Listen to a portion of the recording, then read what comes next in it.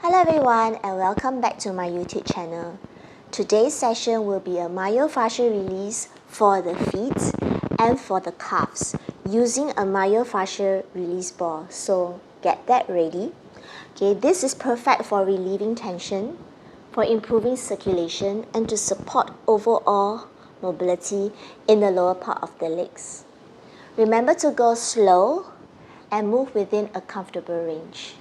Another prop that you might need will be a block. If you do not have a block at home, you can also use a very thick book.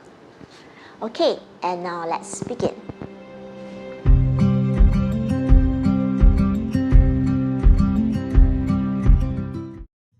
Let us first start with the bottom of the foot. Standing up or sitting on a chair, let's place the right foot on top of the myofascial release ball. And let us start to roll forward and back, letting the ball do its work under the right foot. You can roll all the way to the heel and roll all the way to the toes to start searching for those trigger sore points that you find under your right foot. You can also put a little pressure onto the right leg so that you can press onto the ball. You can also try this other method with me called toe extensions, where you have your right heel onto the mat and you start to extend the toes and you start to relax. Extend and relax.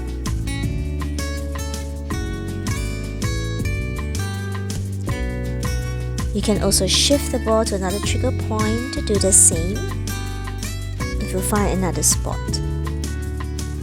Now let's change side, left foot on top of the left myofascial ball. And then start to roll forward and back.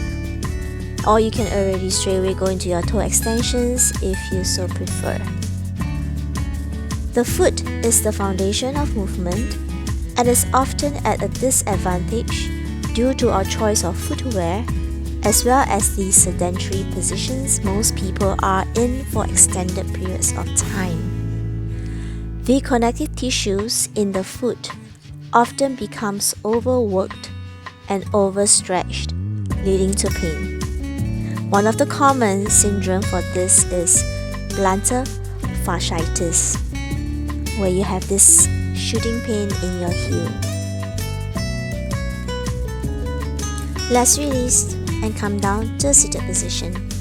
Let's shake out the legs. Now we're going to work on the soleus muscle, which is at the back of the calf but at the lower half of the calf muscles. We're going to start with the left leg. So taking your block, place the ball on top of the block and place that left soleus muscles on top of that ball. And let's take the right ankle, place it on top of the left knee as like a weight, as a heavy weight pressing down onto that left leg, and start to draw circles with that left ankle. You'll start to notice the muscle rolling over the ball.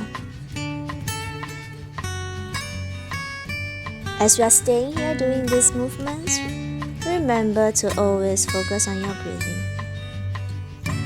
I'm going to show you another method you can try. Straighten the leg, place the right leg on top of the left and bend the knees and straighten. Some people find this a little bit more intense, but it really differs from person to person. So choose whichever method suits you today on how your calf muscles are feeling, and let the muscles or the body guide you on what's best for it today. Alright, let us switch sides.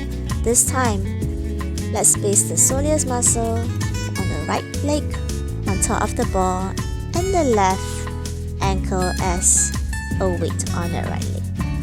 I'm starting with foot circles, but please feel free to go ahead straight into your knee bends. The soleus and the muscles deep to the soleus, including the posterior tibialis and the flexors, are major contributors in the biomechanical chain, and they are frequently overworked. All of these muscles connect in the bottom of the foot. The fascia of the surrounding muscles, they will stick to the soleus, causing much greater torque on the Achilles tendon than it was ever intended to endure. So if you have Achilles tendon inflammation, or if you have sprained your ankle before, this will affect the soleus muscles all the way up to the hips. So it's important that we roll the soleus muscles whenever we can or when our legs feel tired. Alright, let's slowly release. Now we're going to work on the upper part of the calf muscles. This muscle is the gastrocnemius muscle. Same thing, you're going to place the ball up higher this time and go ahead to do your foot circles. Drawing circles with the ankle. Clockwise, maybe 5 times, and anti-clockwise 5 times. Just enjoying and observing the sensation you're feeling in that gastrocnemius muscle.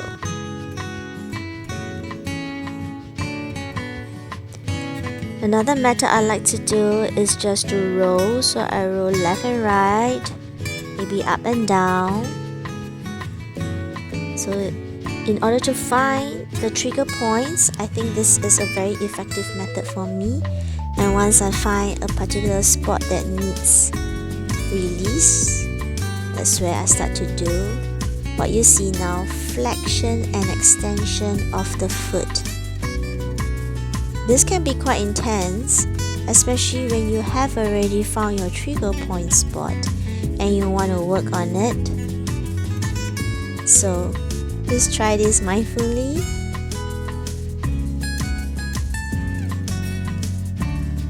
Remember that you can always move the ball slightly higher up or slightly lower down if you need to, if the pain sensation has started to go down or the pain sensation is getting stronger. Now let's do the other side, the right leg now. So choose any method you like, foot circles, just basic rolling, or maybe you already know, or maybe you already found your spot and you just want to go straight to flexion extension. Please feel free to go ahead. Now the gastrocnemius muscle can become overactive and shortened due to lack of range of motion at the ankle or lack of proper stability at the hip. This combination often leads to the knees turning in, compromising the gastrocnemius even further, torque on the Achilles tendon than it was ever intended to endure. So not only need to roll on the soleus, you also need to roll on the gastrocnemius, which is really important, especially if you notice you have some hip problems on top of knee problems.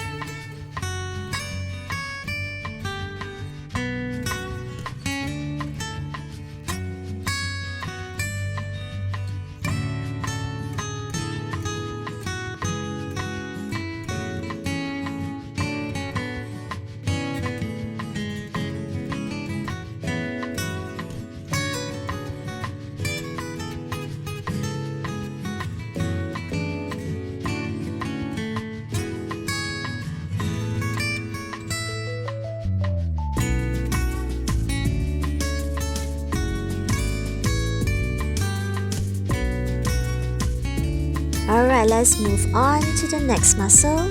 Still at the calf, the soleus and gastrocnemius, but at the lateral side. Okay, the outside and the inside. So find that muscle, usually is somewhere in the middle or right on top close to the knee, and place the ball under like what I'm doing right now. Okay, and place your weight. I like to rest my forearm on top of the knee so that I can lean over and put weight onto it. This is actually really quite painful for me. So if you are suffering like I am right now, try to smile through it, but most important, breathe through it. The breath is very effective in helping with the myofascial release.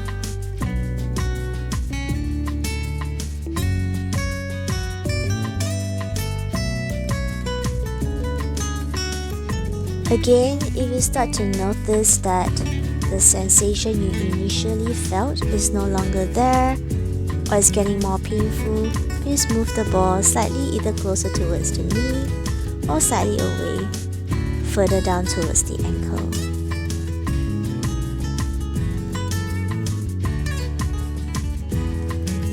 You may notice I'm staying here for quite a while because I would like that tension to be released and I haven't felt it yet, but it's coming soon, so we will start to move on in a few more breaths, so just bear with me.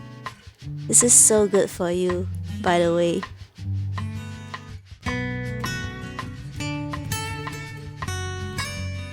Alright, let's remove the ball and this time let's place it on top. Okay, the soleus and gastrocnemius muscle. Placing the ball there, one hand on top of the other, start to roll up and down. Up and down. So same thing, you need to lean your weight onto that leg so they can put a little bit of pressure and press the ball into the muscle. Keep going and breathe. You can move up and down, meaning you can also move from the top of the knee all the way down, slightly to the ankle and back up again if that feels good for you. I'm also now rolling towards the top and towards the ankle, this time in a different direction. So you can always move the ball either towards the knee, towards the ankle, or cross fiber, what we call, that means towards the opposite side. You're just giving some movement to the tissues on top of the calf. Alright, shaking out your leg. Let us do now the left side. You might notice one side may have more sensation than the other side, and that is perfectly normal.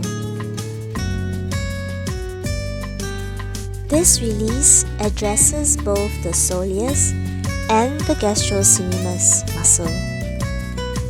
The technique from the top as well as the bottom, lateral side of the legs creates better mobility in the deep compartment of the lower leg.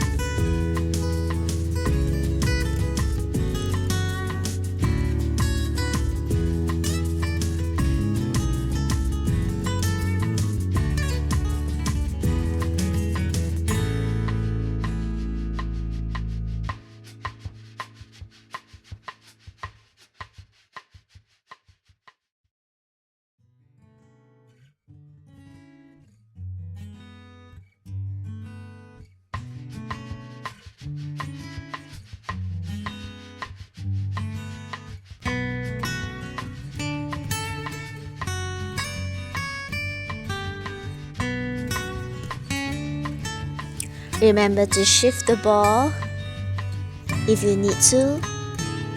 You don't have to shift the ball too far away or away from the first point. Sometimes a really small shift, you'll notice that you have a totally new trigger point that needs relief. So again, I'm staying here a little longer because we form a lot of tension in these muscles that we neglect very often, and it takes a longer time than any of the muscles for release.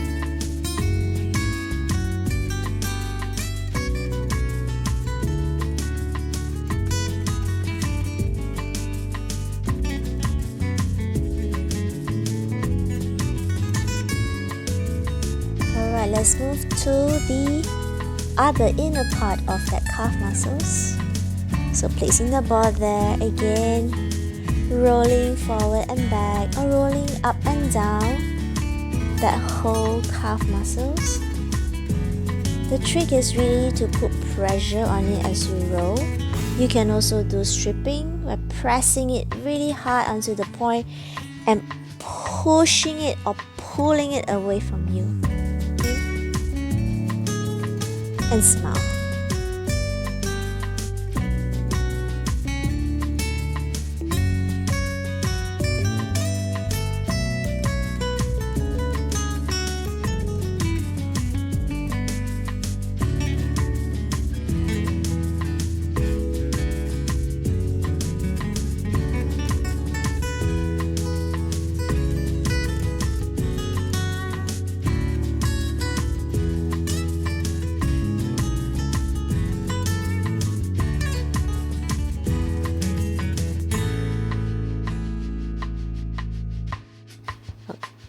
Okay, let us now release, shake out the legs.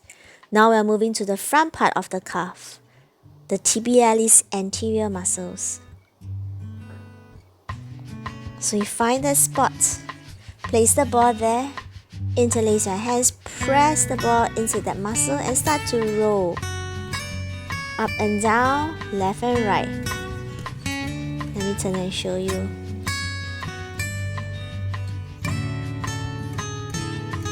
So I'm going slow, so do not go too fast. In order to effectively change the state of the tissues, you need to go slow and you need to put pressure. Okay, these are the two very important points. It's as if someone is massaging you, so think about you're massaging yourself right now.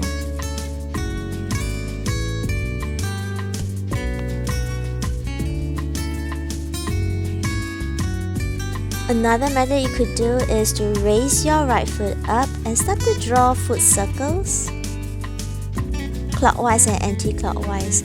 Continue to press the ball into that muscle while you're doing this.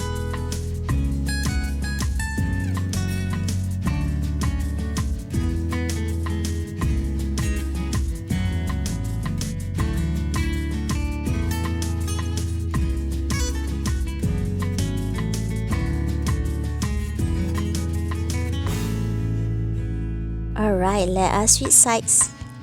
Left leg now. You can choose to do that massage, pressing with the foot onto the ground, or you can lift the foot up and do foot circles. So for this tibialis anterior, when it becomes underactive, the other muscles on the anterior lower leg will compensate in an attempt to produce dorsiflexion.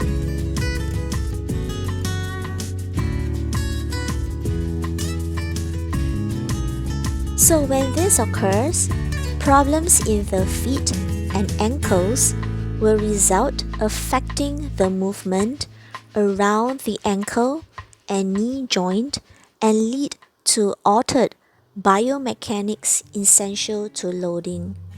So basically what this means that instead of moving the way your body should be moving, you are moving in an unnatural way just to compensate for the tightness in these muscles. Alright, we are done. Now, let us take the final resting pose, either lying on the back or lying on the side of the body. Or you can also feel free to take a child pose. Just find any comfortable position that allows you to take a rest. And maybe take a moment here to notice how your legs and your feet feel lighter and more relaxed. You can always return to this practice anytime you need a quick relief. I would like to thank you for practicing with me today. Don't forget to like and subscribe, and I'll see you